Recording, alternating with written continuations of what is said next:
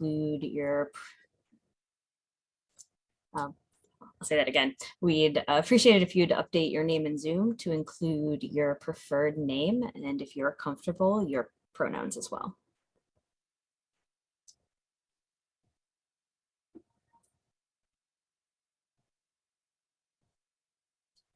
Your microphones are turned off to start. You'll need to unmute to speak. If you're there's a unmute button in the bottom left of your screen. If you are joining by phone, you'll press *6. You can also use nonverbal feedback options. Those are available in the bottom right of your screen. You can use that to raise your hand. You can also leave a message in the chat box if you have a question. If you called into the meeting on a phone, you'll use *9 to raise your hand.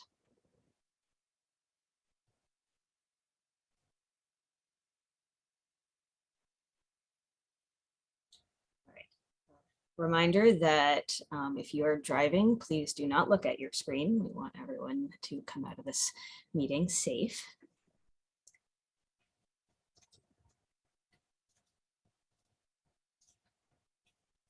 All right, and then before starting, I wanted to begin with a moment of remembrance and then to make room for all of what we might be experiencing today. I'm horrified by the mass shootings in Laguna Woods, California, in Buffalo, and now in Uvalde, Texas. And I'm really struggling to process the depth and scale of the wrenching losses. I've been pausing throughout the day to recenter and ground myself so that I can intuit how best to respond in ways that aren't either looking away or numbing myself to the sadness and anger. I found myself re-listening to an address the mayor gave to city employees last week, where she expressed her own anger as well as her ever deepening conviction that we're at a point where every possible action that we take must also be grounded in efforts to root out supremacy and racism, anti-Semitism, and hate. She believes, and I believe, and I really do, that Boston can lead the way in showing how we can build communities for everyone. Truly, that is and should be the goal. Oh, sorry about that. That should be the goal of all the work that we do. And I'm so glad that we're gathered here today to talk about an important part of that, and that's building a Boston for people of all abilities. But before we continue with that conversation, I wanted to begin with a moment of silence to recognize and remember the victims of these shootings and all of their families and all of those who have been impacted.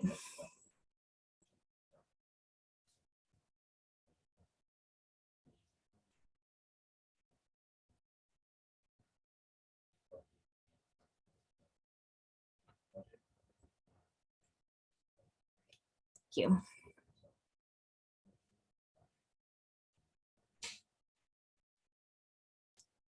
All right, so we'll start off with some introductions. My name is Jen Rowe. I am a planner on the active transportation team in the transportation department. I'll first pass it over to the other member of the transportation department, Stephanie.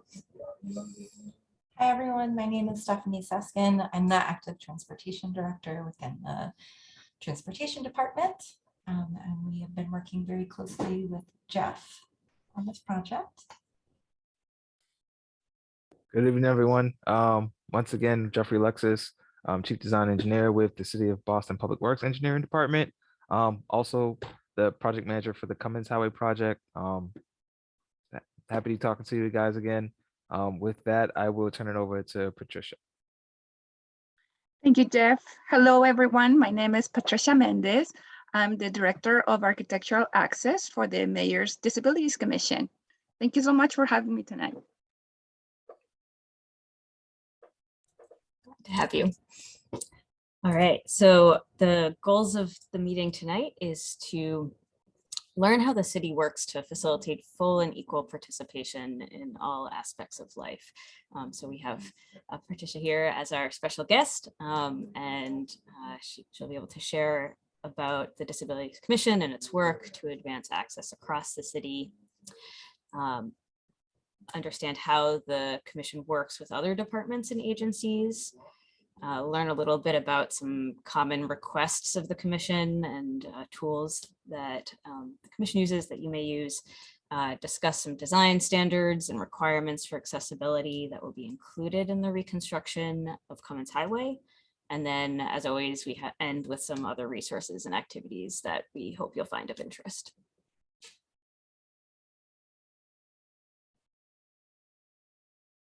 So with that, I'm going to turn it over to Jeff to kick us off.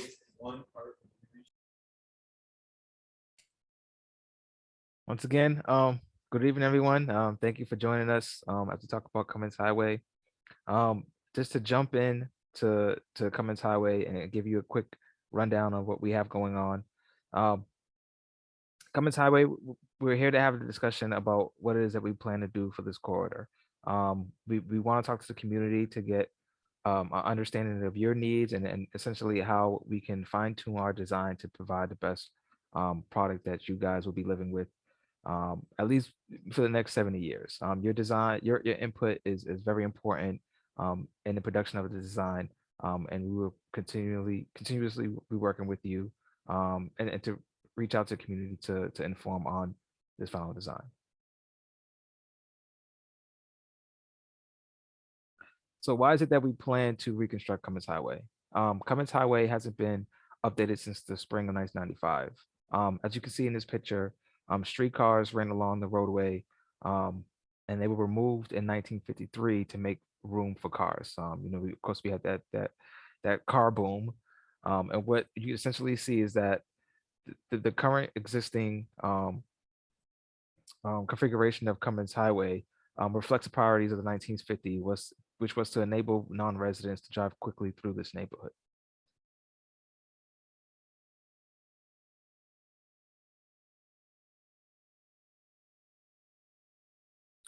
So for the Cummins Highway reconstruction, what we plan to do is to completely rebuild the street. So that includes sidewalks, curb. We're proposing new street lights, traffic signals, and of course, there'll be new roadway pavement along the corridor. The existing utilities are being replaced and updated as necessary, and this project has been budgeted for $24 million.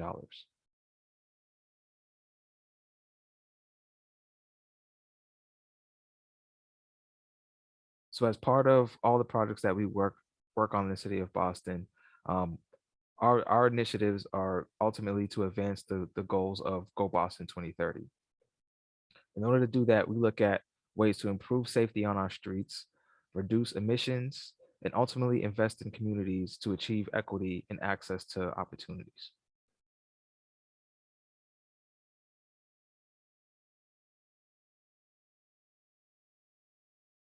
So in order to accomplish this, what we plan to do is, and what we do actually do in regards to our project, is partner up with other city departments to advance our collective plans. We work to inform residents of the work that's happening around the city so that you can be involved. And of course, we look to improve collaboration in our work, so that we can achieve not only the neighborhood goals, but also citywide goals.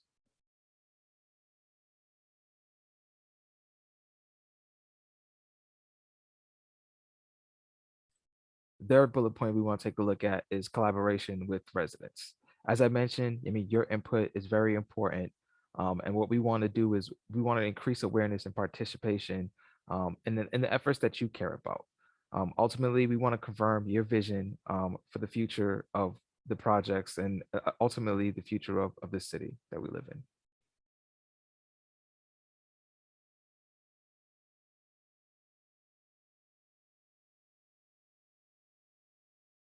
With that, I will turn it over to Patricia to jump into our Disabilities Commission. Thank you, Jeff. Again, this is Patricia from the Disabilities Commission. Thank you for coming tonight and for having this time and to have a conversation. Next slide, please. We are in City Hall. Our office is called the Mayor's Commission for Persons with Disabilities. And we included here our address in City Hall in the 9th floor, also our website, our email, our phone, and our TTY number for those persons that use that technology. Next.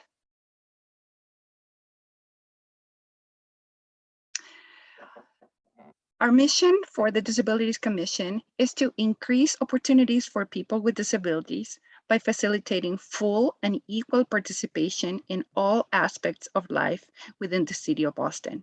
This includes reducing architectural, communication, procedural, and attitudinal barriers at the local government level, as well as facilitating access to civic activities, public right-of-way, housing, education, employment, transportation, recreation, and more. Thanks. Next. Our department, we are 7 people, and we all focus in one different aspect. Commissioner McCosh is the ADA coordinator for the entire city of Boston. Sarah Leun and myself, we do the architectural access review, and the rest of the staff do program and services, provide information and referral, and do outreach and engagement. In addition to that, outside the staff, we have volunteer board that is our advisory board, and the advisory board meets every month, and those are public meetings, and the public are welcome to attend those. Next, please.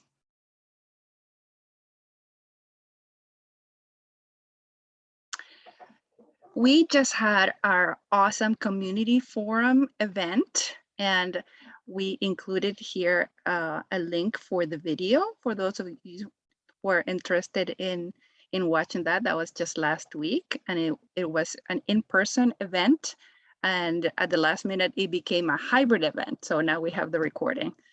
So I invite you to watch that. And our next big event that the public is invited, it's going to be also in person. It's going to be in City Hall. And we included here the flyer on the right. It's going to be on July 19, and that is our ADA Day. So we're super excited about it. And please register and come on in. Next.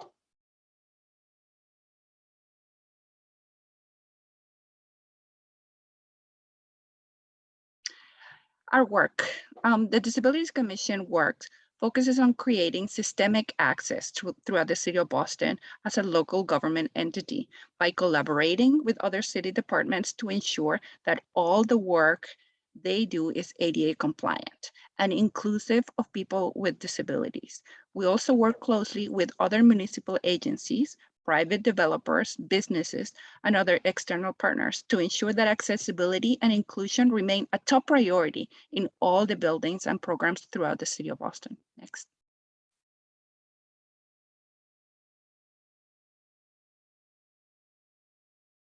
Creating system accessibility within the public right-of-way, public realm, buildings, and facilities. Next. We also create systemic accessibility through implementing policies and tools and collaborating with other departments. Next. One great example of the policies is the Boston Complete Streets. This is a guide, it's a national framework that we share with design teams.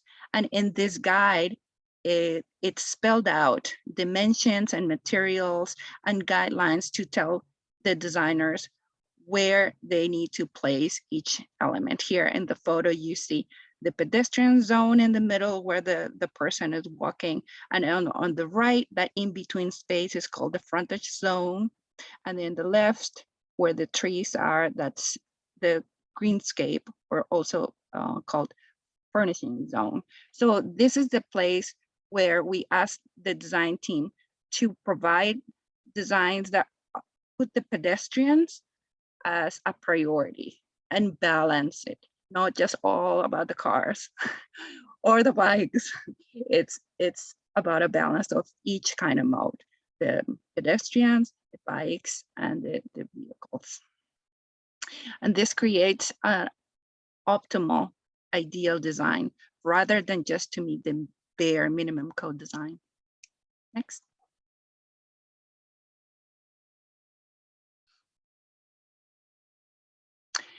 This is our sidewalk reconstruction policy. And this is where we tell the design teams to give us smooth standard concrete. A smooth standard concrete gives us the best surface for pedestrians. It performs well, it's easy to maintain, easy to fix, and it can withstand the cold weather of our beautiful New England cold winters. Oh, before we go to the next one, on the left, on the bottom left of the photo, we see the yellow, yes, the yellow tactile. Okay, so that is an important piece of information because here in the city of Boston, we require those detectable warning strips to be the color yellow. And yellow is the best color for persons with low vision or who are blind, but they can just see a little bit. So yellow is the best contrast color for this application.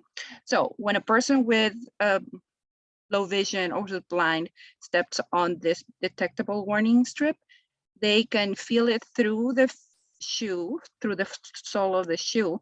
They can feel that this is a pedestrian crossing and this is the intersection, and even the direction where this person needs to approach the pedestrian crossing. So it's pretty important in our sidewalk reconstruction policy. Next.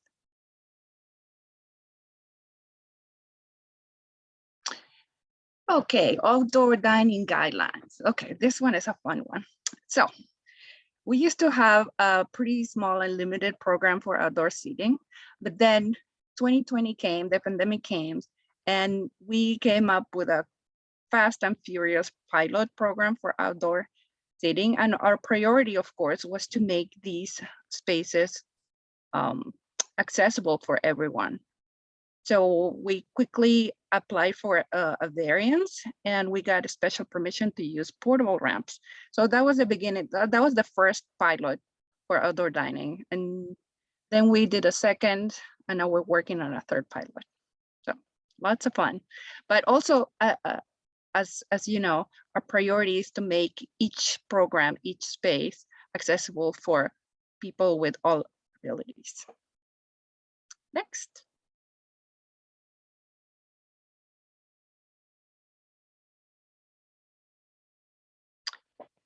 The BPDA Article 80 accessibility checklist is one of our favorite tools.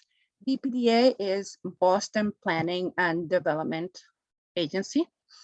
We use this checklist to start a conversation with the developers early on in the process to ensure that accessibility it's planned.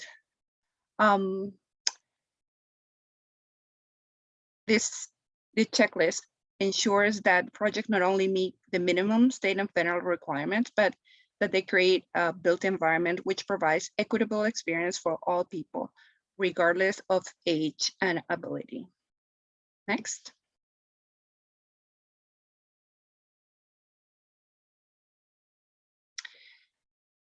Okay, this slide's about places for public accommodation. We ensure that our sister agencies, like the transportation department or like the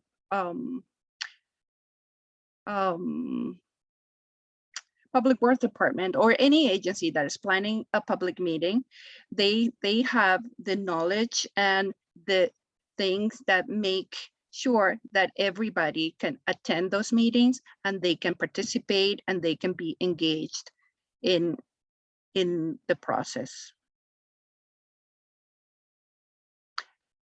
Next, please.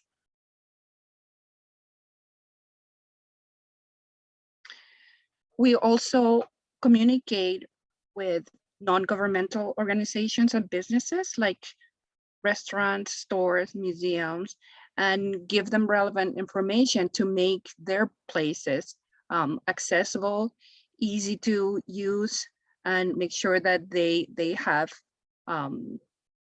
the information that is easily available to them. Not only the information that makes them like move walls and do the project, but also the easy information like using large print or to use certain kind of furniture or easier things and communication things that that makes people that might need, like I said, a large print menu or an iPad, things that are going to enhance the experience for everybody. Next.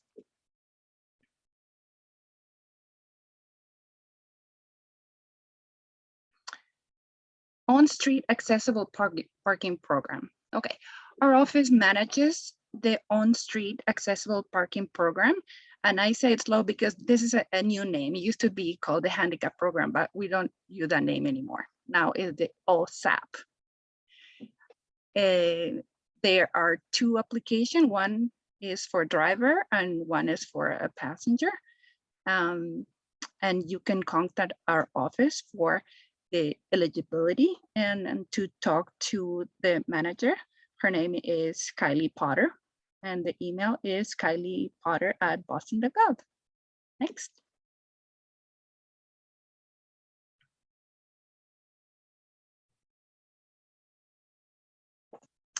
We have a new tool that is a request for curb ramps. We included here at the bottom of the slide is ADA curb ramp request. And that is to alert us that there is a spot in your public sidewalk that needs a curb ramp. So please use it. And this is a great collaboration with our Public Works department. So I'm very proud of it. Next.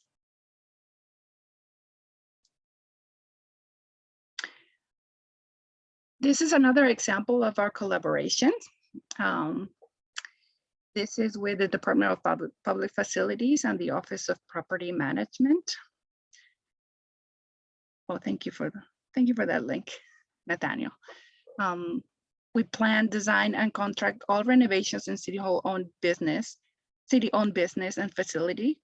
And we get involved with the buildings that they construct, renovate, and maintain, including Boston City Hall and Plaza, Faneuil Hall, BCYF, community centers, Boston Public Schools, Boston Public Library, and homeless shelters.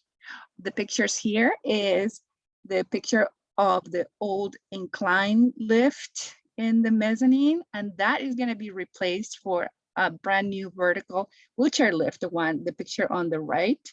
It's hopefully going to be installed this year, and that is through a grant from the state. So I'm excited about this. And that is going to bring accessibility to that 4th floor mezzanine at City Hall. So yay. Next.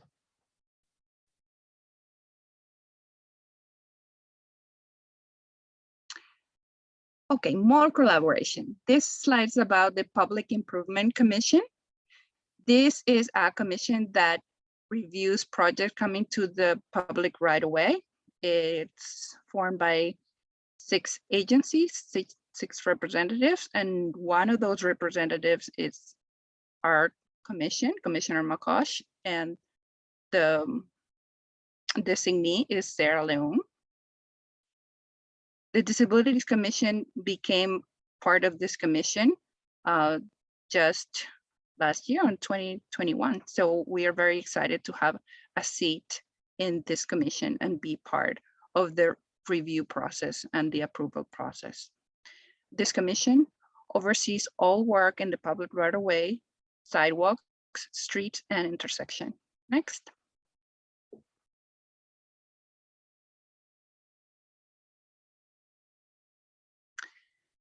Boston Planning and Development Agency, BPDA. I know it, BPDA. The BPDA provides design review and approves medium to large development projects in Boston. Our staff attends planning meetings and gives input at each stage from pre-file to final design. Our staff reviews Article 80 accessibility checklists for each project. I talked a little bit about the checklist in a prior slide. Next.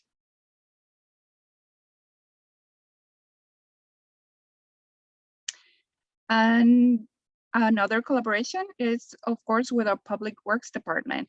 The Public Works Department now has its own ADA coordinator, and we communicate all the time, communicate about curb cuts, new curb cuts, and old ones that need repair, construction of streets and intersections, and we work closely with our other municipal agencies and private contractors.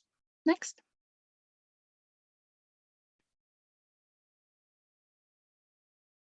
We also collaborate with the Parks Department, and this is an example of an accessible playground. This is Martin's Park in Boston. And we also collaborate with Mayor's Office of Housing. That's a new name too. Formerly the Department of Neighborhood Development and the Boston Housing Authority. Next.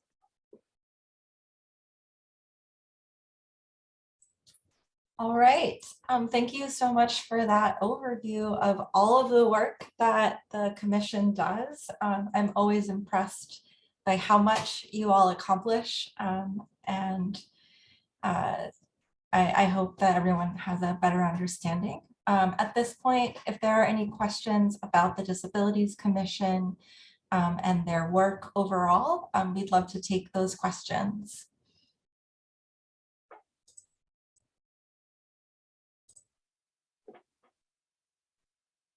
All right, we have a question from Miss Barbara Critchlow. Hi, Patricia, how often are you going to be attending these meetings with the community? Is this going to be a regular thing? Yes, thank you for that question. Yes, I am invited to the regular meetings, not just the meeting, the presentation with the community, but the regular project meetings. I plan to attend as often as possible. Yeah, because I've had a lot of questions about some of the projects that have been going on, and I attended the meeting last week. That was at well, I virtually attended the meeting last week. That was at Suffolk Law School, and some of the things that I'm hearing are not really what's going on in Mattapan. I mean, there's a lot of subjects, and I'm talking about when you mentioned about the sidewalks being concrete, there's a lot of blacktop sidewalks in Mattapan, and they've been requested to be replaced. The intersection at Morton and Blue Hill Avenue, the state is doing some work in that area, and it's not going to be ADA compliant because they've already taken out the handicap parking. And on Morton Street, there were installed traffic lights that beeped or actually spoke, and the volume was turned off. We have some of the neighborhood folks that are complaining because they get to the corner and they have to just take their life to their hands. You mentioned with sidewalks and trees. We have a lot of that where the trees in Mattapan are old trees and they are actually coming up through the sidewalks. And when we call the city, at first it was only one person who was an arborist. Now we have two, but we still don't have the anybody coming out and handling some of the issues that we have. And then I also want to ask you, where the MBTA is involved, there's two questions. We found out that the T is going to be redoing the train trolleys from Ashmont to Mattapan Square. And some of those stops don't have they're not ADA compliant. And then the other thing is that I really have a concern about Blue Hill Avenue. I heard at the meeting last week that it was stated that the bus down the middle of Blue Hill Avenue was the safest way for anybody with a disability to take the bus. And that just does not make sense when somebody has to come off the sidewalk into traffic to get to a bus lane in the middle of Blue Hill Avenue. I don't see where that's a safe process. So I'm just hoping that Patricia, you will continue to come and attend some of these meetings so that you'll be able to hear these issues as they come up.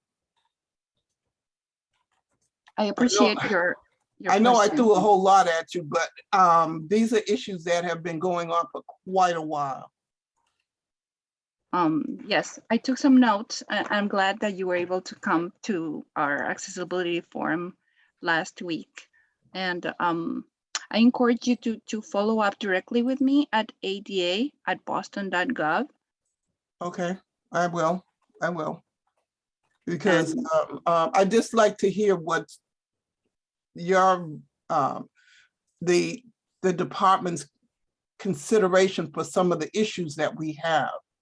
And these are, like I said, these are not new issues. These issues have been going on for quite a while. Yes, I'm happy to look at each location individually. Like Okay. where you say that the state are rebuilding.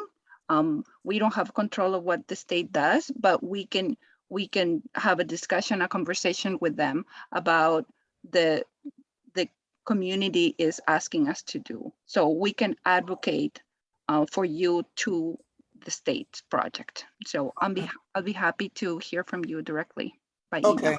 All right. Okay. Thank you. All right. Thank you, Barbara. And Barbara, I'll touch upon a couple of the issues that you raised. A lot of those, definitely in the purview of Public Works. When it comes to the sidewalks, for example, asphalt sidewalks. We do have a backlog of streets that we're working on. We have a backlog of over, I think it's over $400 million of streets that we need to reconstruct. We get about, I think, maybe $7 to $8 million a year to reconstruct these locations of reconstructing residential streets, which is ultimately just maintenance. Fixing the roadway, fixing the sidewalks, fixing the pedestrian ramps.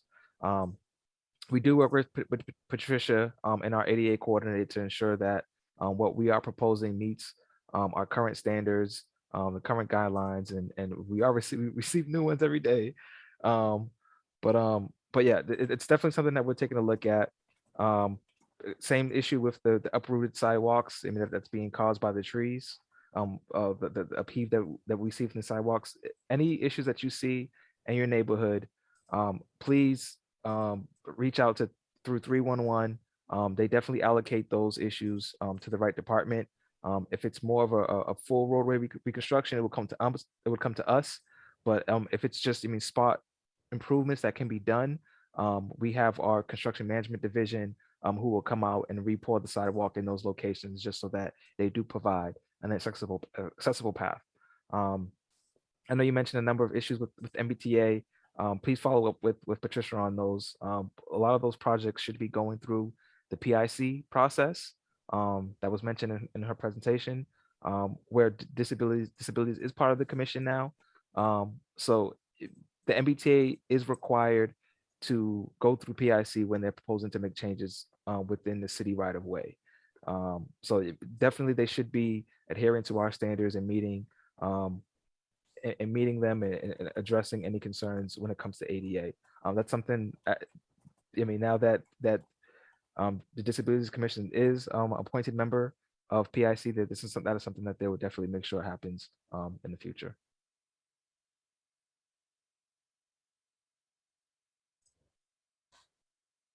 Okay, Robert would like to ask a question. I'm just going to find him in the list and ask him to unmute.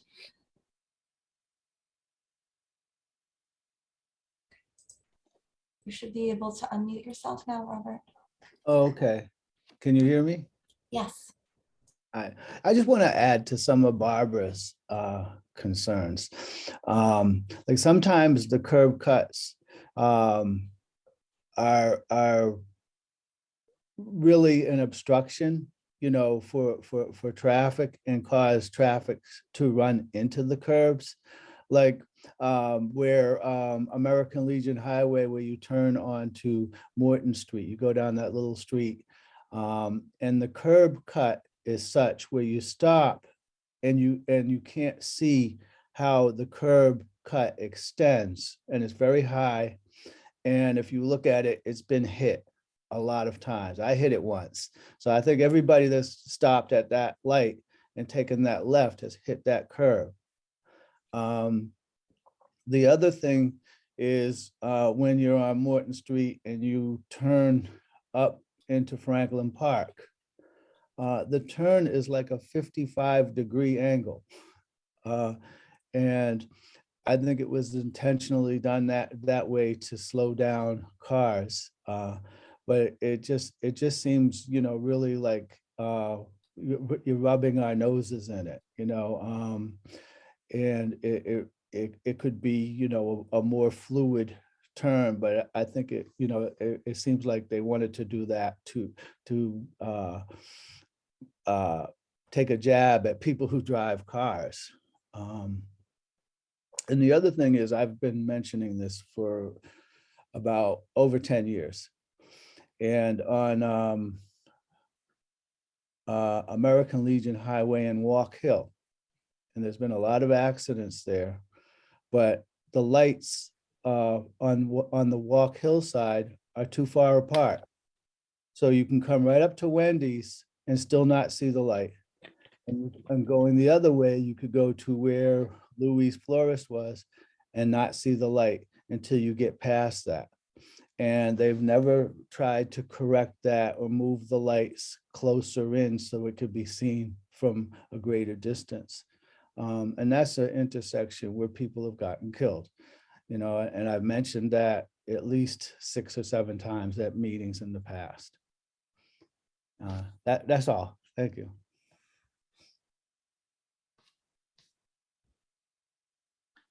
Thank you, Robert. Thank you for your question.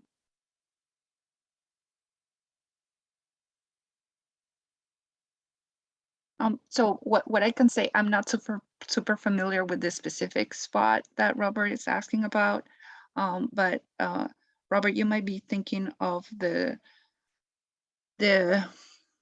extension of the sidewalk, and that is usually designed to make the pedestrian crossing shorter to Yeah, make it safer for pedestrians. Yeah, I definitely wanted some clarification. Are you talking about the bump outs and the curb extensions? Curbs generally refer to pedestrian ramps, or even driveways.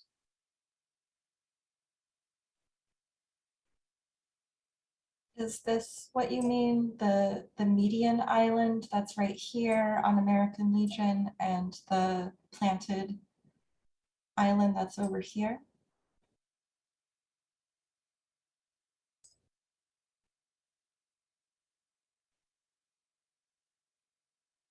He remuted himself, so I'm just gonna ask him to unmute again. Okay, I'm unmuted. It's the one where you take the left past, that goes past, that looks like it used to, no, that's not the same one. It's the one at the light. The one at the light that goes past the, yep, you're coming up on it. No, is that it? Yeah, you're coming up to it. You take this left here.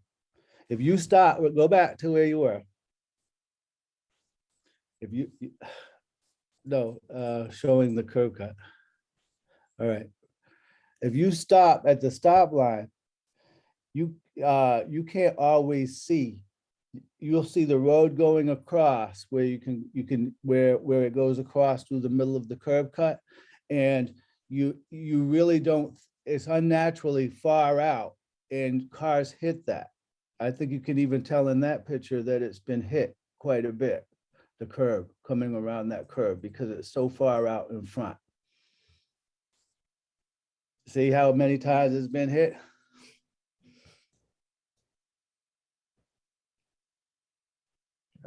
So, Robert, what we provide, I mean, this space for in between the median, is essentially a curb cut within the median for pedestrians to cross over. Mhm. Not only does it provide protection from vehicles, I mean, we want to have an elevated curb or reveal in case, you mean, say a car is driving out of control. I mean, pedestrians are protected as they're crossing the street in this area. When designing something like this, we do take a look at turning movements. I mean, to not impede any access of vehicles. We kind of we look at we look at the design to make sure that, I mean, vehicles are able to navigate around them without hitting them or damaging them. Um, I'm trying to trying to understand completely what it is that you're looking for. Are you saying that you're not a fan of the opening that's provided here, or?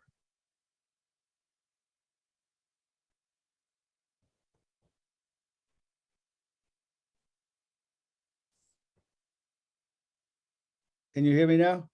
Yes.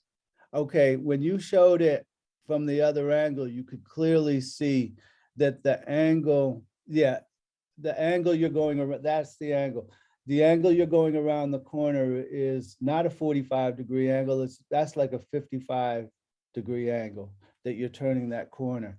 And people are expecting a 45-degree angle, and that's why they hit that curve.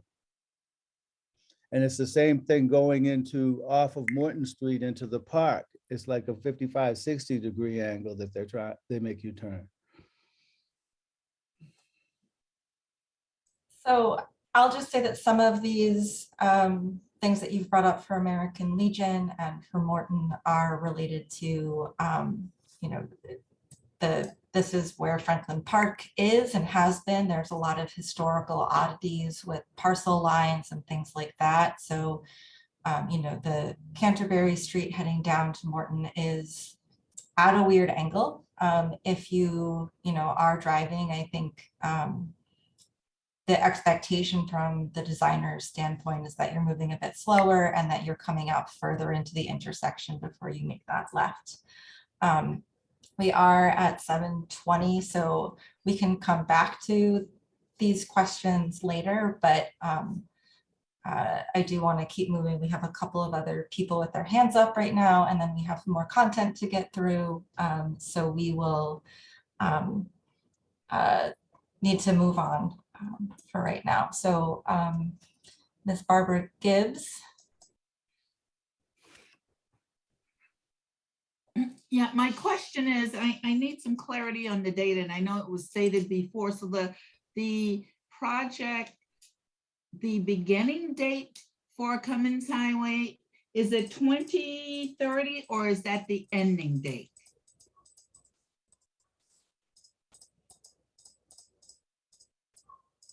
For the project to be completed? The Cummins Highway project? Yes. So the Cummins Highway project, when we begin construction, is going to take about 2 seasons. So we're looking at the project being completed fall of 2024. Oh, okay, so completed. Okay. Yeah, we're looking at construction to begin more than likely in the spring. By the time we advertise the project this year, we're not entirely sure if we'll be able to get a shovel in the ground.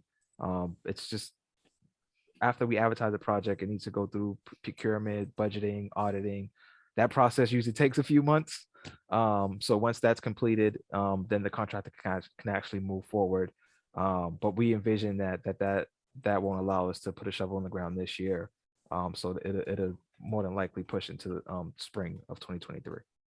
Okay, wait, you mean the start date is 2023? Yeah, and, yes. And about a year to complete it, 2024? Year, 2 seasons. So it will start in April of 2023. Maybe they'll work through the year. and they'll continue. The winter moratorium where they stop all construction is usually around November, and then they'll start back up in the spring of 2024 and finish up that year. So they should be completed by the fall of Okay. 2024. All right, my other question is, okay, in the meantime, can Cummins Highway be cleaned up a little? You know, it's a mess. You took the original plan down, but yet still all of those white markers and stuff is still, especially up there by the cemetery, you know, it would be really nice if those things could be removed. You know, So I the know some section of that's them- up by the cemetery is not going to be removed. That is a permanent condition. The section between Fairway and Harvard Wood intersection is the focus area for this reconstruction project. And it is admittedly a mess because of the trial that we had out there and the ongoing utility work that is digging up the street. But that's also why we want to keep moving with the design conversation and say that, you know, that we can actually get started in the spring next year is still a pretty aggressive schedule for the city. So we will, it will get a lot worse during construction. So there's not a whole lot that we can do in between now and then in terms of pavement quality or things like that. Mhm. Okay, I have another question that's not related to Cummins Highway, but is there can anyone speak on the electric cars? Is there any plan for the city to put stations anywhere in the community? And I know you might not know this, but I was thinking about it, and we're talking about emission and clean air and all this. So it would really be nice if, I don't know if a space could be created on Cummins Highway, you know, for that purpose. But if anyone has any knowledge about this, I really would appreciate some information. Yeah, of course. So I'm gonna volunteer Nathaniel to find some website links to send to you about the city's work on electric vehicles, public charging stations, and our requirements for new development. We are still working through design for Cummins Highway, so it's not off the table, but it is definitely something that we can consider. So that's a great idea. I know I have other people with their hands up, but we do have more content to get through, especially I'm seeing some of the questions in the chat. So I want to keep us moving. But thank you so much. We will get to you, Val and Thomas, right after we are getting through some more of this content. Okay, so when we talk about designing streets for accessibility, there are some tools that we use a lot that we're going to talk about in a bit more detail. But first, what I'm going to do is share a brand new video that we created in partnership with the Disabilities Commission about some of the treatments that we use in the city and why we do them. So with that, here is the video. The Boston Transportation Department and the Public Works Department design, build, and maintain streets throughout the city of Boston. The design of our streets influences how you get around Boston. We're going to introduce some design tools that make our streets and sidewalks safer and easier for everyone. Whether you're a parent with young children, an older adult, or a person using a wheelchair or white cane. This is Jerry. He's a Boston resident. We're going to follow him on a tour of some of these street design tools. You might not notice these designs at first, but you can find them all across Boston. And we are working to build more where they are appropriate. First, we're going to check out curb extensions. Curb extensions are a design tool we can use to make crosswalks shorter and safer. They are also sometimes called bump outs or bulb outs. On a street like this, they're usually a bit narrower than a parked car or truck. When you approach a crosswalk with a curb extension, you are more visible to drivers, and oncoming cars are more visible to you. If you're driving, Cars parked on the side of the street can make it harder to see what's coming ahead. You might not see important things, like Jerry as he approaches the crosswalk. Curb extensions push parking away from the crosswalk or intersection. As a driver, you will be able to spot people crossing from farther away and will be better prepared to slow down and stop. Curb extensions shorten the distance from one side of the street to the other. That means you're in the street for less time, reducing your exposure to vehicle traffic. They also provide more space to build ramps that meet our standards and requirements for accessibility. We've built lots of curb extensions over the years, and we're working to build more.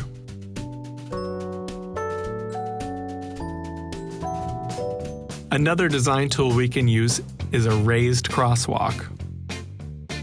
A raised crosswalk is at the same height as the sidewalk. Raised crosswalks are like a speed hump and a crosswalk in one. Drivers have to slow down to go over a raised crosswalk. And it's an extra reminder that drivers must yield to people crossing. Raised crosswalks improve accessibility for everybody who travels around Boston. They can be smoother and more comfortable for people who use wheelchairs. They also help anyone pushing a stroller or wheeling a grocery cart. Sometimes, our curb ramps lead to low points in the street. Water and snow can pool, making it harder to navigate. With raised crosswalks, water drains away from the pedestrian path of travel. We are rebuilding troublesome ramps with a goal of full accessibility within the next 10 years. We are building raised crosswalks in many places in Boston. We prioritize putting raised crosswalks across smaller streets near parks, schools, and other public buildings. We also include them in street redesign projects by putting them across smaller streets that intersect with bigger ones. In some places, we will use both curb extensions and raised crosswalks. The next time you're out on the street, look for these design tools. Think about how they make it easier for me, you, and your neighbors to cross the street.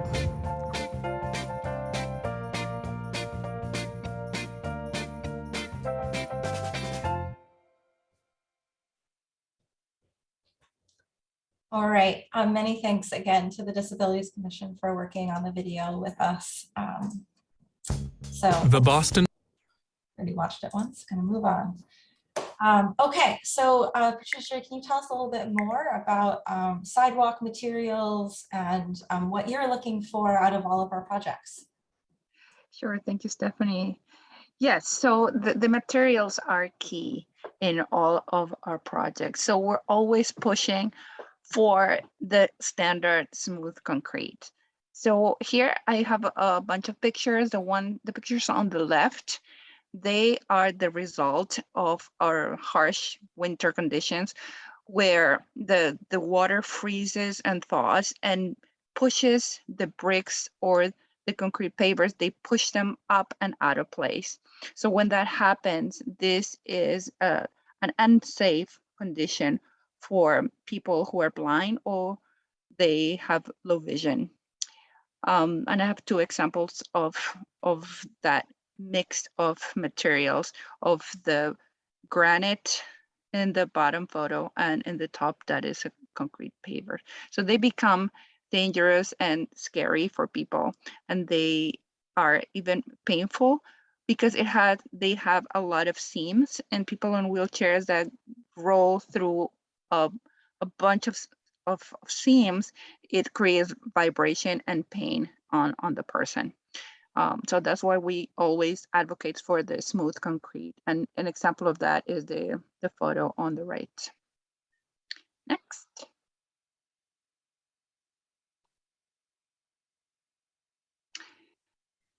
And continuing to talk about materials, the photo on the left is an example of what happens when the sidewalks get wet. So as soon as a granite smooth material gets wet with rain or with ice, it becomes really slippery and treacherous. And for that reason, we continue to prefer the use of standard concrete because concrete absorbs the rain and the ice a little bit better than the smooth granite. And I want to also talk a little bit about the design. Sometimes developers want to put some fancy material and some interest in their sidewalks, and they introduce these different colors. But for people who are blind or there are low vision, these dark spots can be confused by hole or steps or something just that in our long dark nights, it's just harder to find the accessible route. So that's what we prefer, the standard concrete. And the picture on the right is an example of a non-accessible material in the park that is gravel. And the problem with gravel is that it is impossible for not only for a wheelchair user, but also for people that rely on walkers or canes. So the surface of the little gravel it's a no, it's a don't. Because it becomes a barrier. Next. All right, I'm gonna relieve Patricia so she can take a drink of water or something. I'm gonna talk a little bit more about curb ramp design and some of the things that we think about, and then she's gonna talk a little bit more about it. They are more complicated than they seem as we're designing them. So here's Jerry approaching a curb ramp. There are basically like 4 parts of any curb ramp. As you're coming off the street, obviously, as Patricia mentioned, you'll hit that detectable warning strip itself, that's the yellow. And then the ramp that comes up to the sidewalk. At the top of the ramp is the level landing area. And that is how you can transition from the ramp to the sidewalk and so forth. Many of our ramps have flares, which are those angled pieces on the sides. We also take a lot of care in how those are designed so that people with visual disabilities can tell that it's going down, but also isn't so steep that maybe someone trips on it. So it's a very fine balance. We also take a lot of care on exactly how steep that ramp is, how it meets with the street, because it can be dangerous for people in wheelchairs. If the ramp is too steep, they could fall backwards and really get hurt. Or if they're coming down a ramp that's a decent slope, if the street it goes up higher, they might fall forward and get hurt. And then sort of, while not getting hurt, but you could also get stuck in that transition point between the ramp and the street. So these are things that we pay a lot of attention to, especially in these reconstruction projects. We are required to follow national and state requirements for how these ramps are designed. There are all kinds of numbers and minimums and maximums. The ones that I think about a lot are just the maximum angle of that ramp. How steep is it? The minimum size for the ramp is actually only 4 feet, but we know from experience that everyone wants to use the ramp, not just people who are in wheelchairs, but also able-bodied pedestrians. We all tend to funnel through that ramp. So there's a minimum size, and then there's a size that we try to aim for on our projects, which is a minimum of 5, but it can go up from there. And then that level landing area is really important because if you're in a wheelchair, you need to be able to maneuver to your destination once you're at the top of the ramp in a flat area. Otherwise, you might get stuck or tilt to the side and fall over. So that level landing area is really important to make sure that we have in all of our ramp designs. As I mentioned, curb ramps do more than just help people with disabilities get around. As Patricia talked about earlier, that tactile strip is really important. It helps people understand when they're entering a place of potential conflict with traffic, whether that's vehicular traffic or bike traffic. And so we're also very conscious about where we use materials that feel like that, because we only want them in places where a person who is traversing on foot or with a mobility device understands, like they feel that and they know what it means. They know it means they're about to enter a crosswalk or leave a crosswalk and back into the sidewalk area. And then beyond that, we have even more challenging things dealing with beyond just the ramp. And that's what Patricia's going to talk about a little bit more. Thank you, Stephanie. Yeah, so the configuration of the curb ramps are important. And this is another example of do's and don'ts. So the photo on the left is a do, because it is a curb ramp that leads the pedestrian straight onto the pedestrian crossing. And that is called a perpendicular curb ramp. The design on the right is called an apex configuration. And this apex configuration, it's not a desirable design because they can lead the pedestrian to the center of the intersection, not necessarily to the pedestrian crossing. So we favor the perpendicular design, the one that is on the left. Next slide. And this is the same subject and just a different point of view. This is a plan view. So we're going to start in the top right, the number 1. That is an example of the apex design. The one that it doesn't work well for pedestrians who are blind or have low vision, because it might lead them to the wrong spot, which is the middle of the intersection. So we go to the top left where there's number 2 and number 3. Those 2 ramps are the perpendicular design. So those 2 ramps are great because they lead the pedestrian perpendicularly to the pedestrian crossing to the other side. So from 2 and 3, we're going to go down to 4 and 5, and those are also perpendicular ramps that will receive the pedestrians in a perpendicular, direct kind of way. Yeah, and 7 and 8, they're also perpendicular. Yes. I give merit to this intersection because this is in Boylston Street and there is a lot of infrastructure here. I think there's a train station here, but still the design team was able to squeeze those 2 perpendicular curb ramps. So kudos to that team. Next.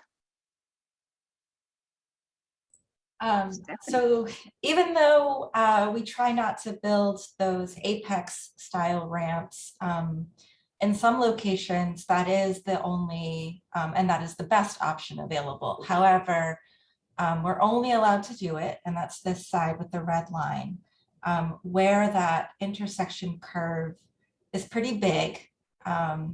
And there's room within the street out of the way of traffic for someone in a wheelchair to be able to turn themselves around and stay within the crosswalk.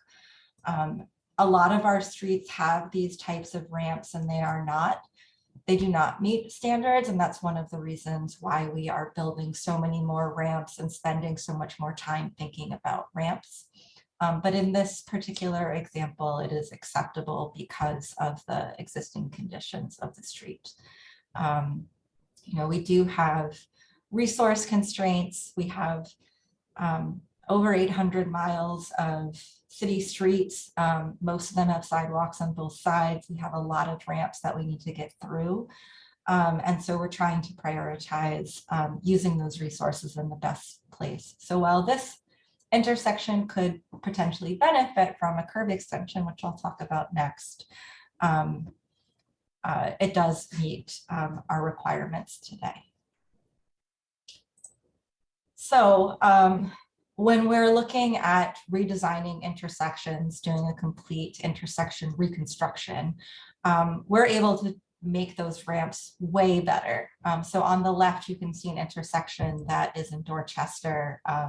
This is Harvard Street curving at the top, and School and Thane Streets coming into it at the bottom. You can see that the previous design had this wild ramp on this corner that just kind of shot you out into traffic. You couldn't actually cross from this corner to that corner directly, or you weren't supposed to. And then down here, we had another one of those like iffy ramps where there's really not enough space for the level landing. It just was really difficult for people to get around. And it was also confusing and challenging for people crossing the street and people driving through here because it wasn't clear who had the right of way, when someone was going to be stopping, how cars were entering the intersection. But on the right, you can see that what we've done is actually extend the curb along this north side of the street. We built a curb extension on each side of Harvard, and then between School and Thane, which gives us those nice perpendicular ramps that Patricia was talking about. We are also able to move the crosswalk into a location that is much more visible to traffic as it's coming through the intersection. So we really try to use curb extensions in places that are tricky like this, and we'll be using them a lot on Cummins Highway too.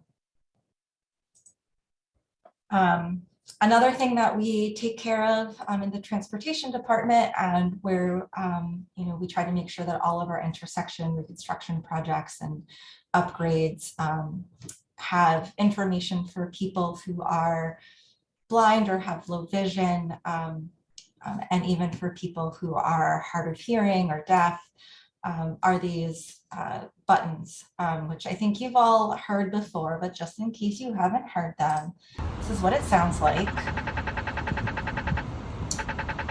But what you're hearing is the audible signal, but there's also that button actually vibrates. So if you are deaf or hard of hearing and you have a visual disability, you're able to tell that the walk signal has come up and it's your turn to cross the street just by holding your hand right there. These buttons are not always required to turn on the pedestrian signal, but they are there to make sure that our residents with disabilities are able to get around just as easily as anyone else. We have a couple of different styles of it. I'm sure you've also heard the ones that talk aloud and tell you what street the walk signal is on. There are various ways that our signals team decides what to use. And a lot of times it has to do with how loud the audible part of this button is, because you want to make sure that no one is getting confused about which direction is on for them to cross the street. We have a fun video that our friends in the Mayor's Office of New Urban Mechanics created that talks more in detail about these buttons, and Nathaniel has put the link in the chat. Oops, we have already heard that. Moving on. All right, and then just to wrap up a little bit with the MBTA. Some of you have already heard this before, but every MBTA bus is accessible to people with disabilities. And so therefore, both the MBTA and the city are working to make sure that all of our bus stops are also accessible. And so there are kind of four main things that we make sure we have at bus stops, but specifically for people with disabilities, we need to have space at the front of the bus to deploy a ramp that comes out, and we need to have that nice level sidewalk so no one is tripping or falling once they get off the bus. And then we also have a detectable difference between the sidewalk and anything else so that you know without having to see like, oh, this is where the curb falls off. This is not where I need to be. On Cummins Highway, we are taking care to make sure all of the new bus stops that we're building meet those accessibility requirements. So we have that clear space in the front that is very obvious for bus drivers and passengers alike. We have the tactiles on either side of the crosswalk so that if you get off the bus and you do have a visual disability, you're able to tell that you are crossing a place of conflict. In this location, people on bikes are required to stop for you. But you know that like, oh, I'm crossing something right now. And then you get to the other side and you're on the sidewalk. We're also building raised crosswalks at almost all of the side streets. So this will help prevent puddling and other issues that come with having ramps. I'm not going to say that they're easier to design than our standard ramps, but in some ways they are, because we're keeping it nice and flat, and we don't need to worry so much about making sure that the ramps are facing in the right direction and all of that. We have a bit more room to play by keeping it all at the same level. And then the final thing that I want to touch on is just making sure that people with visual disabilities, as they're walking along the sidewalk, understand like where the walkway is for them and where the bikeway might be for people on bikes. And so we have a few different tools that we use. The very first thing is just making sure that the bike lanes are a deeply different color than the sidewalks. They're usually asphalt, so they're this dark black kind of color, which contrasts really well with the light concrete sidewalks. But we also make sure that there's some sort of detectable difference between the walkway and the bikeway.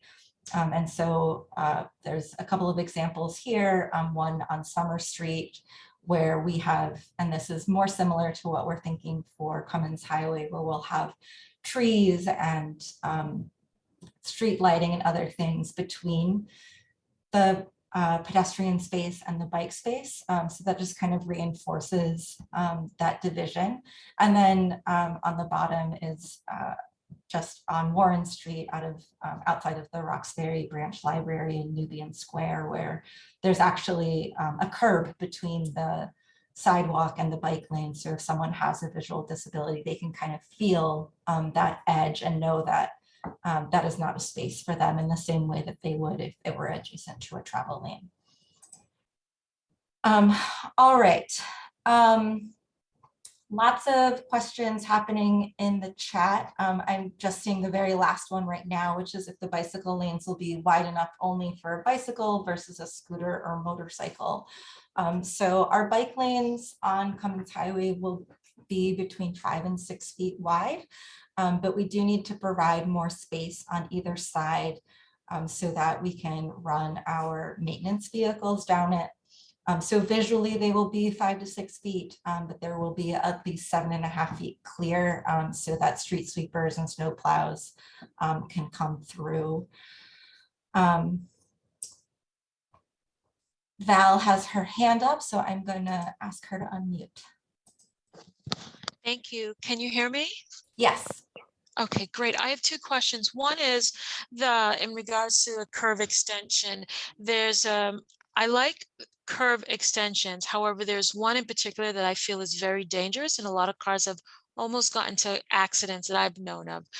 One, it's at the corner of the intersection of Columbia Road, American Legion Highway, and I think Canterbury.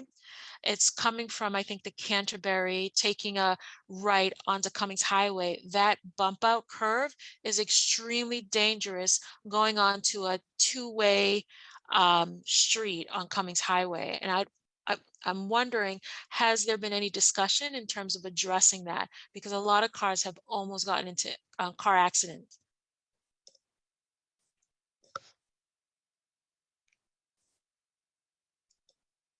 I'm trying to pinpoint exactly where you're talking about. You said at Canterbury, The intersection of Cummins Highway and American Legion. It's where that the fire station is at the corner there.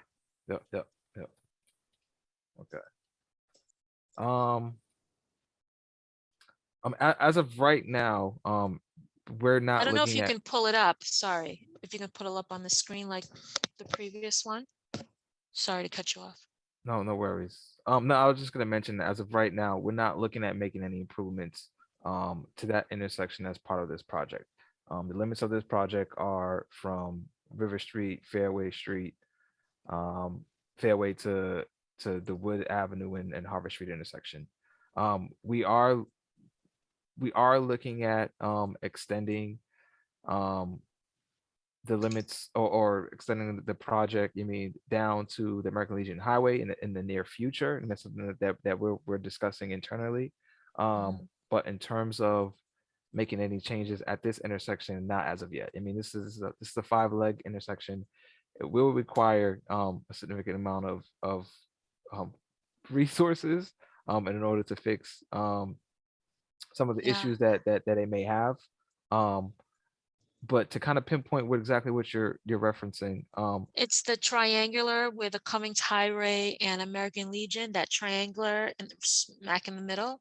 So it's a triangle that looks, let's see, I'm just looking in terms of Cummins Highway, that small triangular one to the top left, kind of. It's like if you're coming down Canterbury into that intersection and you're taking a right onto Cummins Highway, that triangular, that extended curve, it's very dangerous. Yeah, so the one aside by the white car, on the other side of the white car, with the brick colored. that is extremely dangerous when you're coming from Canterbury and you're taking a right onto Cummins Highway. That bump out, because the cars come, and when the other cars that are coming onto Cummins Highway, they're so close that you can crash into the cars, and many cars have almost crashed into the cars that are going towards Hyde Park Ave. And I think the city just changed a little where they put the white stop further up, but that doesn't really make a huge change. There have been so many close calls. It is ridiculous. And I don't know who designed it, but they did very poorly in designing that curve there. Okay. So I just want to be clear, like, this condition is not something that we're proposing within the reconstruction project area. I understand, I think coming out of Canterbury and taking this right is really difficult. I know the If you can let intersection. folks know, that's fine. If you guys aren't able to, if you can let folks know in the departments that can address that, because it's really frustrating. I don't want to take up too much time for this meeting. But the next one is the bikeway. I know from a lot of Mattapan residents, they are very concerned with the bikeway path because it's taking up too much space in terms of traffic, especially during rush hour. So I'm just concerned. I wasn't aware of any community meetings, even though I heard there was no leaflets or anything put in the mail box like this meeting. But I'm just a little concerned and how much of the bikeway, this permanent bikeway that you guys are presenting, is going to be placed on Cummins Highway, because it's a lot of traffic and you don't really see hardly any bikers biking down the street, honestly. Are you talking about on Cummins Highway or on American Legion? On Cummins Highway. It's very frustrating, and a lot of residents are very frustrated, at least the residents whom I know who lives up and down off of Cummins Highway. It's very frustrating, this bike lane, and you hardly ever see anyone riding a bike, but then those who are in cars are stuck in traffic. Yeah. So I don't personally agree with a permanent bike lane. Extended sidewalks for people with disability, yes, but not for a bike lane. Not on Cummins Highway, which Cummins Highway that street is always busy, extremely busy. Thank you for your comments. We understand, some of your concerns in terms of the traffic and the bicycle users along the corridor. What we're seeing with Cummins Highway, this project, we've kind of talked about this already. Previously, like this project was not, the purpose of this project wasn't to put a bike lane along Cummins Highway. It was to address the speeding along the corridor. We understand that Cummins Highway is busy during the peak hours, but all other times during the day, you have cars that are traveling 30, 40, 50 miles along Cummins Highway because they're able to do that because of the volumes. So we looked at reducing the number of travel lanes along Cummins Highway to make it safer. With that space that we're saving by reducing the number of travel lanes, we're able to provide other accommodations for pedestrians and also for cyclists. In terms of people not biking on Cummins Highway, as Cummins Highway currently stands right now, I mean, it's not the safest bicycle route. I mean, I bike. I mean, I wouldn't find myself biking on Cummins Highway. I mean, with a four travel lanes along the corridor. I mean, cars are speeding down this roadway. I wouldn't feel safe riding my bike on this street. Providing bicycle accommodations will make it a lot safer for not just users my age, but I mean children and as well as the elderly to actually ride safe down Cummins Highway. So we do expect more people to ride down this corridor, and the fact that I mean it's also a great connection. I mean to Franklin Park, also to the Neponset River Greenway, which I mean DCR, as well as the cities is taking a look at expanding or extending. I mean these are all points and modes of transportation that we're trying to improve access within I mean a neighborhood like Mattapan that has been divested in the past. So it's more than just proposing bike lanes on Cummins Highway in regards to this project. I mean there's a lot that we're doing in regards to improving spaces for pedestrians. I mean for the disabled people. We're looking at improving the air quality. I mean, providing more green spaces. So it's a lot that's coming into this project. And we are looking at the traffic and looking at ways to help alleviate some of the traffic congestion that we see on Cummins Highway. But I mean, ultimately, during peak hours, I mean, traffic is something that we see in Boston. But as part of this project, yes, we are looking at ways to improve the traffic efficiency throughout the corridor. It's a long conversation. It's a long issue that we've been long looking at. But now we hear your concerns and we're definitely looking at it as part of our design. I'll just add that, you know, we are listening to a lot of residents. We're on the corridor walking and talking to people every month during the winter and twice a month before that. We're really trying to reach as many people as possible to talk to them about these changes, get their feedback. But as Jeff said, like we will be adding the bike lane on Cummins Highway as part of this project, but we are also keeping a lot of space for traffic to be flowing, for parking, and to add more trees and other things. We are going through all of the reviews with other agencies and departments to make sure that we are meeting all of the standards for emergency response and other things.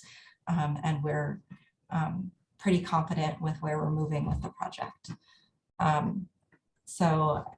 Thomas, you had your hand up earlier. I'm going to ask you to unmute now. Thank you so much. You know, I do appreciate that you all are taking the time to do this and to share so much information. It's very helpful. One of the things I was mentioning in the chat that correspond to some of the changes that are being made is the concern with the fact that because this is a strong corridor, traveling from not only Roslindale through Hyde Park into Mattapan, going out to Milton, the amount of traffic that comes down this way when we change it to a one-lane road with a bike lane, some of these side streets that we're experiencing, even now we're seeing cars where people are parking on both sides of that street, now having to deal with large trucks passing through. It becomes very difficult to traverse. Literally, just for example, down Seminole, there was a vehicle coming out from Seminole, which was a 18-wheel truck, and a car going into Seminole at the same time, which blocked up the road on Cummins Highway, which created a whole conundrum for just driving down the way. The concern we have is obviously, with this being kind of the new norm that will be the situation, will the city be able to change some of these roads to maybe being one way or one side parking only or something on that line? Obviously, that creates a lot of effect for those of us who are residents or staying in some of these streets, because if that does change, now parking is lost. Obviously, it makes it a lot more difficult for people who are in the area. So I just want to know what the city's plan or thought is to some of these issues. Because yes, it is going to slow down traffic. Yes, you're going to get more traffic on the roads. But what people do when there's a slowdown in traffic is they cut off into the side streets. And where a lot of these side streets are already tight, there's more accidents that are likely to happen in the side streets that may have been happening on the main road.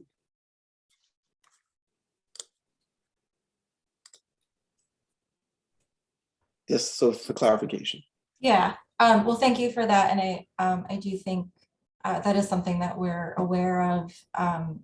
But as mentioned in the chat, a lot of these changes do require like community process. It's not something that we are going to be able to fully accomplish in this project, but we are collecting data on the side streets in terms of volumes and speeds to better understand what is happening in those more narrower, smaller residential streets, so that we can hopefully plan ahead for any additional changes that may be needed to help make sure that they stay safe and slow for residents. In terms of restricting parking or changing street direction, those take a lot of time to work through as a community, but if there's interest, you know, the city, obviously we're here to listen and to do our best to make sure that those changes happen in a way that, you know, is respectful of the community process. And then my other thought to this is, or question rather, are there going to be any, I guess, what do you call them, rotary establishments along the way between the Cummins Highway side all the way down to the Mattapan side? Are there going to be some rotaries put into those areas? And if so, where are they going to be placed? No rotaries, but a roundabout. Oh, just a roundabout. Okay. Yeah, rotaries are a lot more larger, and they usually allow accommodate space for multiple cars to enter side by side around it. A roundabout only allows one car to go around in singular file, so to say, around it. And we are proposing that to be at the Greenfield Road intersection. So Greenfield Road, Cummins Highway, Alabama, and Way Boston intersection. Okay, Greenfield Road. Great, thank you very much. Thank you. So that's what the proposed roundabout looks like at that intersection that Jeff just mentioned.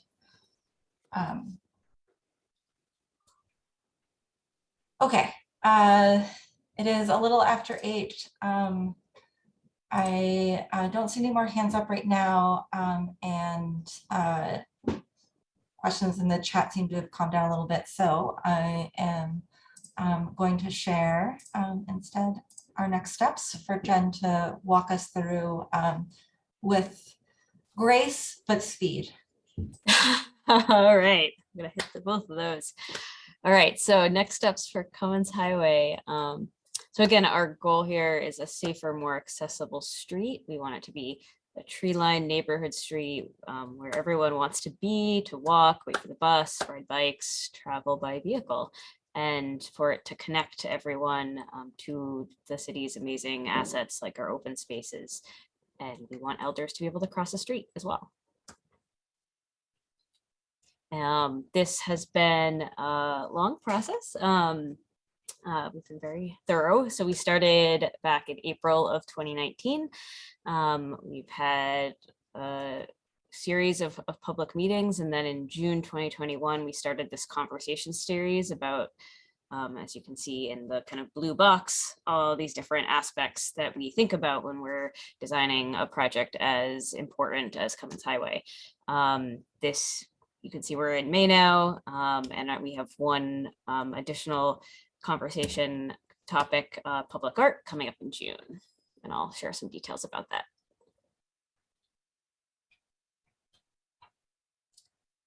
All right, so I'm gonna just briefly summarize the different kind of teasers about what we have talked about in the past. All of this content is available on our website, where you can watch the recording or just access the slide deck and flip through it. So in June 2021, we had a very special edition of the Tea Talk series with Charles Brown discussing the ways that mobility of Black Americans is limited in the US through police policies and polity. If you haven't seen it, really suggest you check it out. It was fantastic. Next, please. We heard in July of 2021 about the city's heat resilience study and how that relates to the redesign of Cummins, and talked about air quality and how transportation policies and design influence air quality. Then in August, we hosted some of our colleagues over at the BPDA to talk about Plan Mattapan and the interconnection of transportation and land use. Next, please. And then in September, we talked about our street lighting goals and opportunities for improvement on Cummins. And then in October, we talked about the connection between street design, health, and well-being with colleagues at the Public Health Commission. In January of this year, we had a lengthy discussion about bus stop design and bus spacing.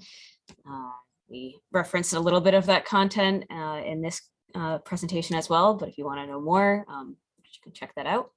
And then in February, we had colleagues from the Environment Department talk about the ongoing urban forest plan and what we can do to add more trees and keep them healthy as part of this project. And then in March, we discussed that roundabout that we were just talking about. Talking about a roundabout, sorry. Okay, it's getting delayed.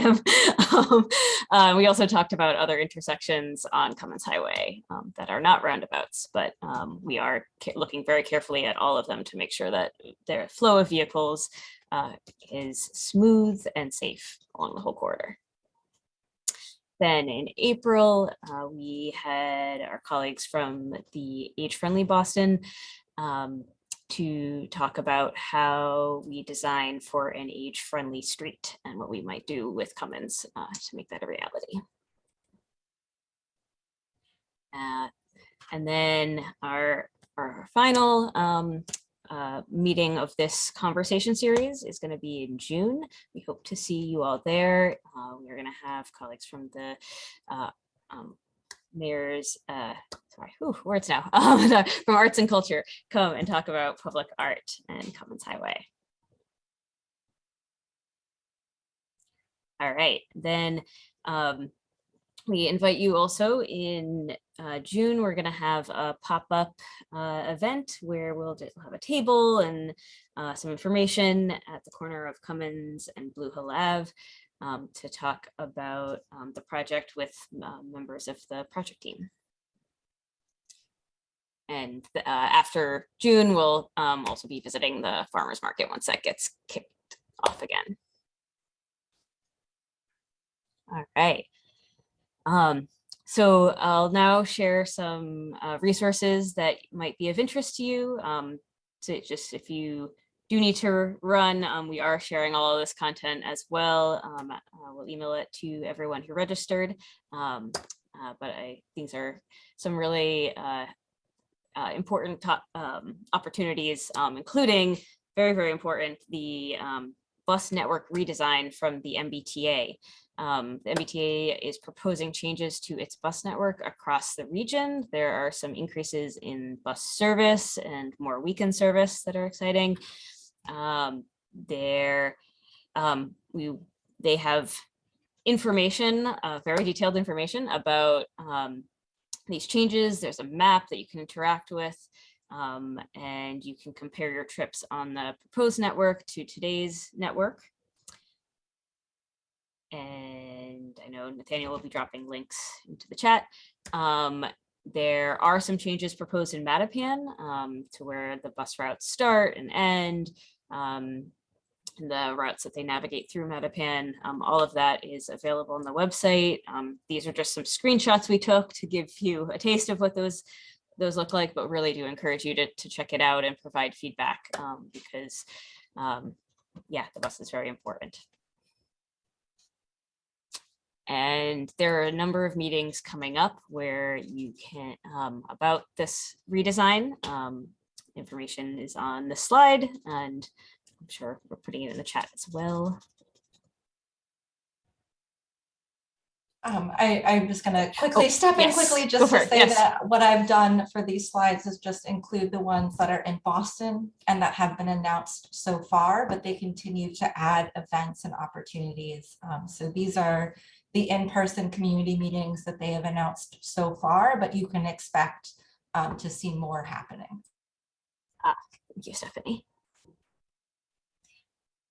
And then there are also 2 upcoming virtual meetings that you may be interested in. One that is, so they're hosting a lot of virtual meetings, but the one that is specifically focused on Boston is on Thursday, June 2nd. And then there's a system-wide public hearing on Tuesday, July 26th. But as Jen said, definitely participate, send in your comments, share your feedback, explore the map. This is your opportunity to tell the MBTA directly what you need for bus service.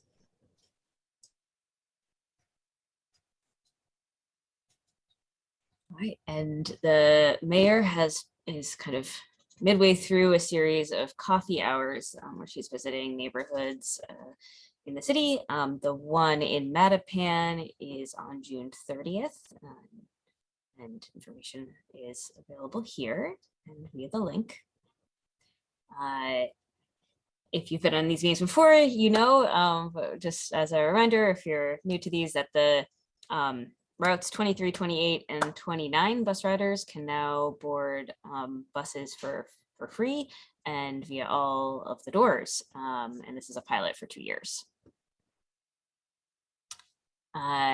The city also has an open space plan survey that is open. So you can provide feedback on open space in Boston and what you'd like to see.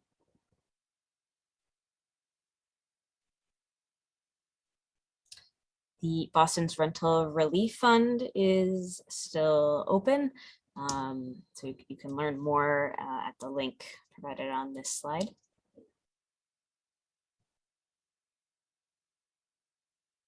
And Blue Bikes. So Blue Bikes is our public bike share system. The discounted passes are available, and those are either only $50 a year or $5 a month, and you can learn more at our website. And then we are about to launch into our series of events we call them Learn to Rides. They're for adult women. We want people to be able to use all the new facilities that we're building all across the city and in Mattapan. And we have 2 events in Mattapan, one June 9th and one June 25th. These do sell out very quickly. So if you're interested or someone in your life might be interested, please sign up now. And the Parks Department has a series of fun summer events. There's a Zumba one. Information is here.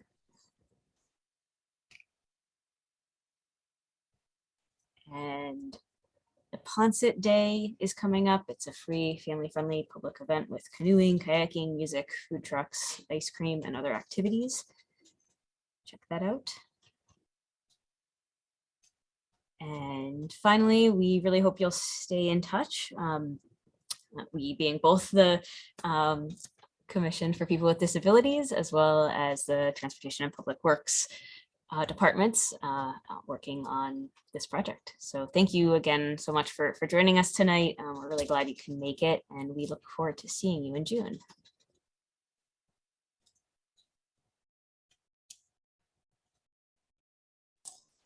Thank you so much, Jen. Yeah, thank you, Patricia. Robert, we can stay a little bit late to listen to your question and try to answer it. Oh, I see you put it in the chat. Did we explore having only one bike lane for bike travel in both directions? That is something that we have done in some places in the city. It does cause additional complications and delays at signalized intersections where we try to meet requirements for how those are phased and timed. It is typically easier and more predictable for everyone, including people with disabilities, if bike travel is going in the same direction as the adjacent travel lane. So that does tend to be our preferred design. And you can unmute yourself to ask your last question. Okay, the last question is, how many people on the panel are from Mattapan, and are all of you from Boston? Are all of you residents? I grew up, was born and grew up and lived in Boston and in Mattapan. I lived in Mattapan for probably half of my life. And Hyde Park as well. I just recently moved out because I got priced out, but born and raised in Mattapan, grew up here. Still visit frequently. I live in the city of Boston and have for many years now.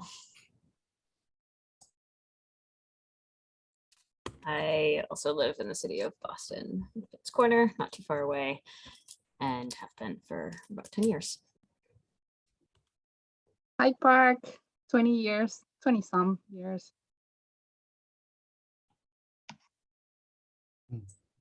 Robert, you're still unmuted for your last comment. Oh, okay. No, it's good to hear that all of you are Boston residents. Jeffrey, I'm sorry you got priced out. I think that's one of the things that Mattapan residents are worried about. They're worried about, being disenfranchised. I would like to see a program in Boston Public Schools that groom kids for city planning and send them to places like MIT and Northeastern and Wentworth, so that all of our city planners can be from our neighborhoods. And that should be a goal that we work on. And you don't want to disenfranchise people. So there's a lot of pushback to this because people do feel disenfranchised and they feel like they're getting pushed out of their neighborhood. And you have to understand the residents' concerns, that you guys are coming in and making major changes. And like Mattapan Square, you wanted to change Mattapan Square, but Mattapan Square is designed very well for traffic.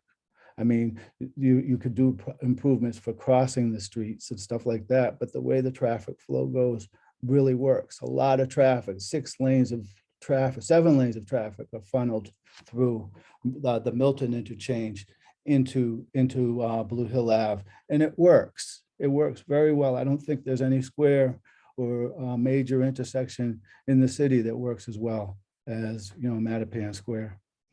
So, we just feel that apprehensive and that we're not as much of a part of the process as we'd like to be.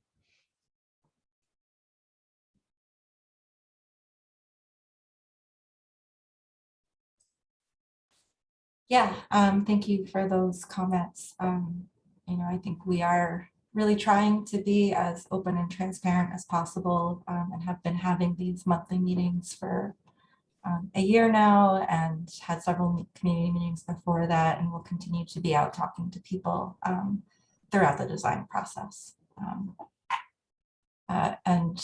Jeff is a proud graduate of Wentworth. Yes. All right. Thank you all for coming tonight. We will be sharing the slides and recording of this shortly. You will get an email with that information. We'll also be adding it to the website and also making some changes to the website to make it a little easier to find all of this content. So thank you again for coming and have a great evening. Good night. Thanks, everybody. All right, everyone. Good night, everyone. Thank you, Stephanie. Thank you, Jeff. Thank you, Thank you. Jen. Thank you. Thank you. Thank you. Thank you, everyone.